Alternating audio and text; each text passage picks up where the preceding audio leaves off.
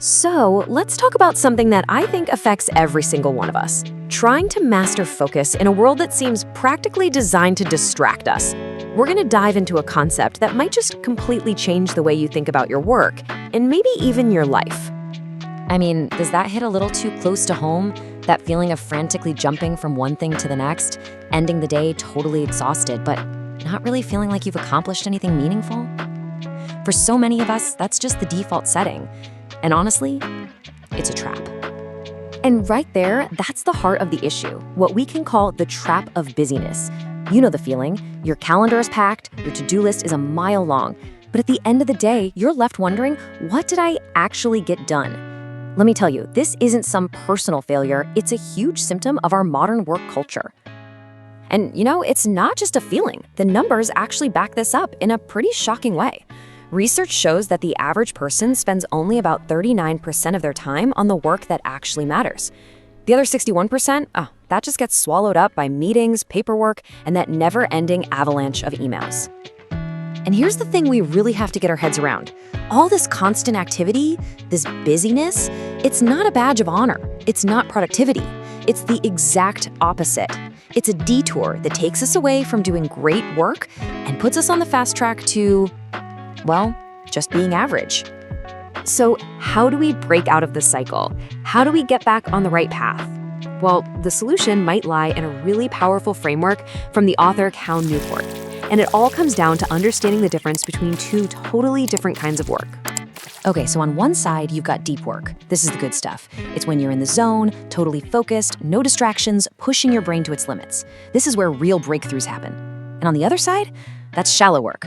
These are the more logistical, almost autopilot tasks that don't take a lot of brain power. Think of it this way. Deep work is writing the novel. Shallow work is responding to comments on social media about it.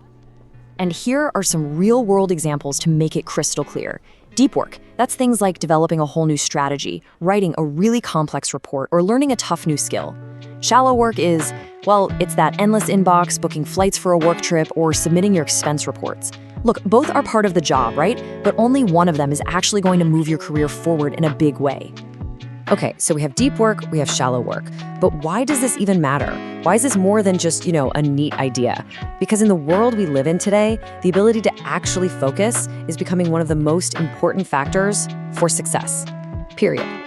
This quote from Newport just nails it. We're living in this crazy paradox. The one skill that is becoming more and more valuable, the ability to concentrate deeply, is also becoming harder and harder to find. Why? Because all the tools we use at work are constantly pulling us toward the shallow end of the pool. And the cost of this distraction epidemic? It's not small. It's huge. We're talking an estimated $300 billion a year in lost efficiency. That's the price tag for our collective inability to just focus on what's important. So what does this all mean for you? Well, the stakes are incredibly high. In an economy that's being transformed by AI and automation, your ability to do complex, creative, deep work is your superpower. The people who figure this out aren't just going to get by, they're going to absolutely thrive. Okay, so we get it. Deep work is important. It's valuable. But how in the world are we supposed to actually do it? How do we escape the pull of all those shallow tasks? Let's move from theory into action. The very first step, before you do anything else, is a mental shift. It's all about learning to see your tasks through a completely new lens. You have to be able to tell the difference between the stuff that's screaming for your attention right now and the stuff that's actually going to make a difference in the long run. A fantastic tool for this is something called the Eisenhower Matrix. It's super simple. It just forces you to sort every task into one of 4 boxes. If it's urgent and important, you do it. If it's urgent but not important, you try to delegate it. If it's neither, you just delete it, get it off your list. But the real key to all of this isn't in those 3 boxes. The secret sauce, the absolute game changer, is in quadrant 2. This is where deep work lives. These are the projects that are hugely important for your long-term goals, but because they don't have a 5-alarm fire attached to them, they get pushed aside again and again for urgent, shallow stuff. This is the zone you have to learn to protect with everything you've got.